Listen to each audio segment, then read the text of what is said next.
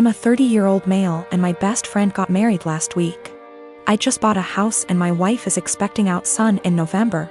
So I let him know I was limited in what I could contribute financially, but did tell him I would try my best. So, I went to the bachelor party in Maine, I rented the tux, and paid for mine and my wife's dinner at the rehearsal dinner.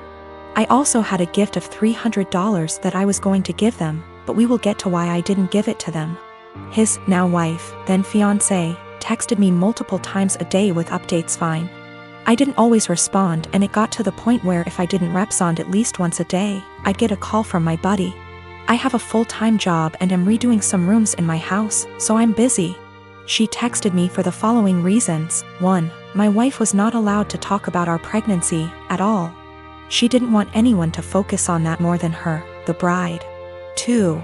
She was not going to order special food for my wife, no one asked her to. My wife was fine with whatever she was going to be served. 3. I was not helping the groom enough, he had to help her with favors, seating charts and programs. So I had to help him with those things, according to her. She also said to get ready to help with thank you notes after the wedding. 4. She said if I was a true best man, I would offer to pay for the bar bill. I don't even know what that means. 5. She had to read to approve my speech before the rehearsal dinner and wanted to be included as much as my buddy. She told me to make up things if I had to. I was also not allowed to include anyone but the two of them and no inside jokes or stories about my buddy that didn't include her. 6. Her last text said to tell my wife to keep it together and not make a pregnancy scene during the wedding. Also, she wanted her to choose a dress that downplayed her pregnancy as much as possible. I was just so aggravated. I spoke to my friend to see if he could reason with her. He told me to just play ball on this one, it's her day, and to cut him a break. Because he'd be dealing with her nonsense for the rest of his life. I was annoyed but calmed down. The day of, all the bride and my buddy do is scold me, berate me and bark orders. I head down to the bar for a drink. The bride's mother is there and warns me not to get drunk because I've ruined her daughter's day enough. I didn't give them the card with the cash and in the speech. I used my friend's exact wording about having to deal with her nonsense for the rest of his life. I wished them the best and told him I'd always be there for him, especially during the divorce. I am a 22 years old female, have an older sister, 25 years old. My sister is very sensitive about everything. When we were young, if I made the smallest comment like, I prefer pink over blue, it would make her cry because she thought I was aiming at her by saying it. My parents would always ask me to apologize to her since she's sensitive and I'm emotionally stronger than her. My parents never controlled my sister's diet growing up, letting her have what she wants since they found it too difficult to control her. I was skinny as a stick when I was a kid. So even though my family has a long history of thyroid disease, my parents didn't think there was an issue with me. However, my sister has been overweight the majority of her life, so my parents thought she'd be the one with the thyroid issues. They took us to an endocrinologist when I was 10. I got a diagnosis for Hashimoto's thyroiditis while my sister didn't, and instead got told to exercise and watch her diet. I got hypothyroidism due to Hashimoto's, and have been on medication ever since. My sister and I moved back in with our parents due to what's happening these days.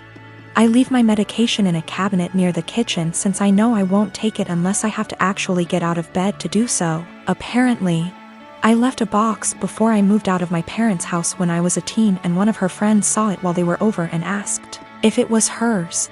My sister told them that it was, and that's why she was overweight.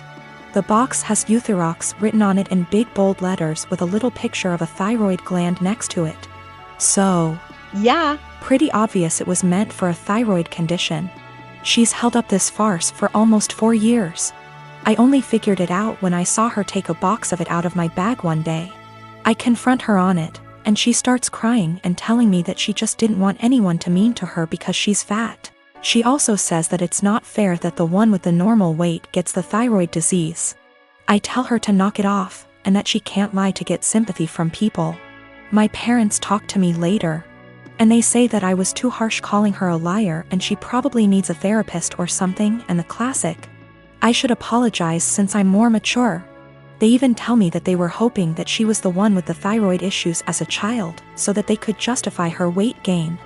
I ask them. So you wanted your daughter to be sick instead of admitting that it's your fault because you bought her McDonald's whenever she wanted it.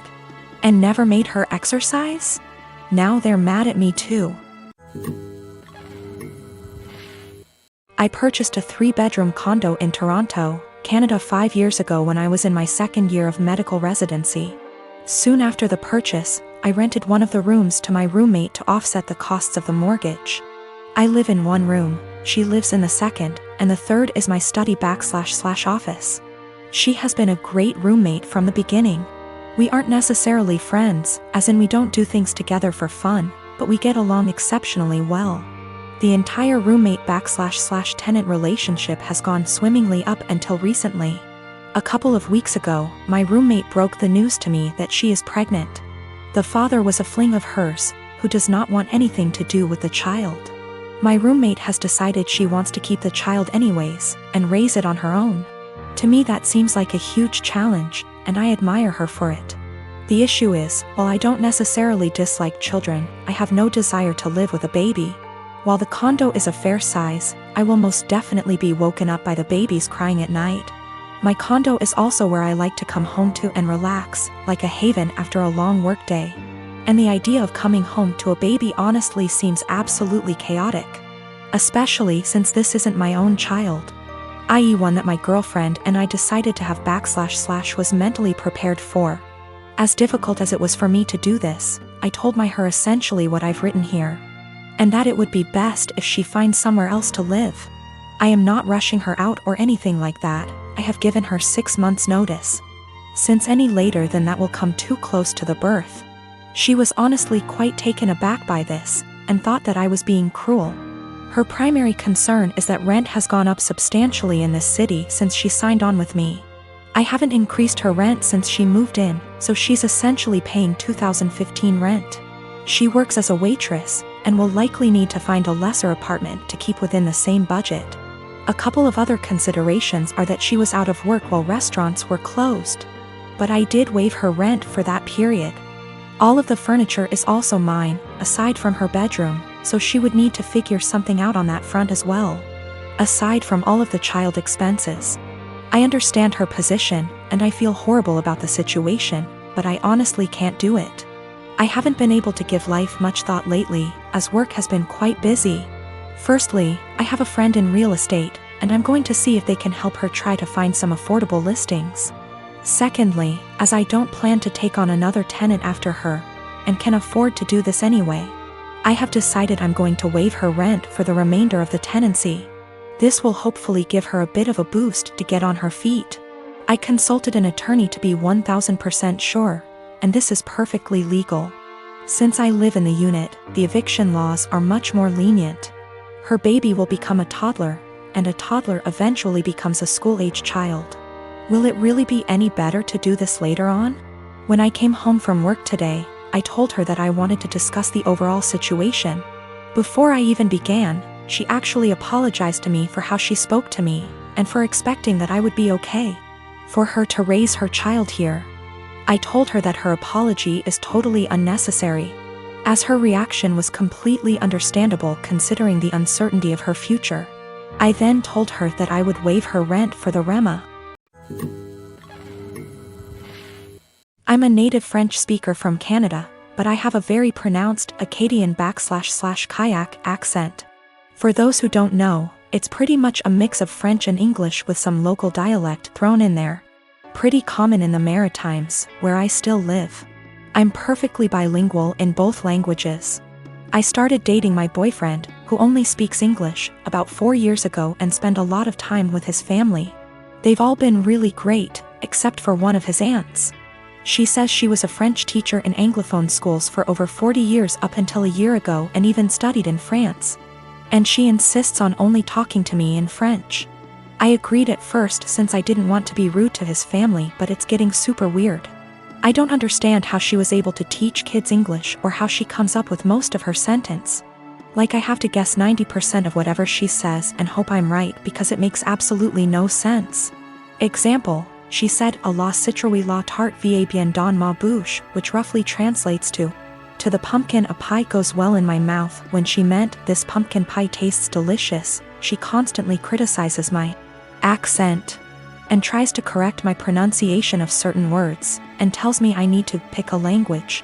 When I accidentally say something in kayak, speaking proper Francais standard is actually getting harder for me since I've been only studying / working in English. So last night during dinner she started going on about how Acadians were uneducated and made no effort to properly learn a language, which is total BS, and obviously weirdly directed at me. For the rest of the night I stopped guessing what she was trying to say to me in French, acting like I didn't understand anything, and started correcting her as well, which was pretty much every single sentence she said. I wasn't trying to be rude or aggressive about it, but after a while she gave up on the French and ignored me for the rest of the night. Turns out she was super pissed and told everyone I was trying to embarrass her in front of everyone. Looking back, I think I might have taken it too far by not stopping after 2 to 3 sentences, and I feel bad. My boyfriend said I was being why, while his mom said she probably deserved it. Forgot to mention that I told her a few years ago that it's hard for me to fully speak proper French as I spoke kayak all my life. Tried to explain Acadian culture, she wasn't having it, surprise, and she stopped for a while but is now doing it again.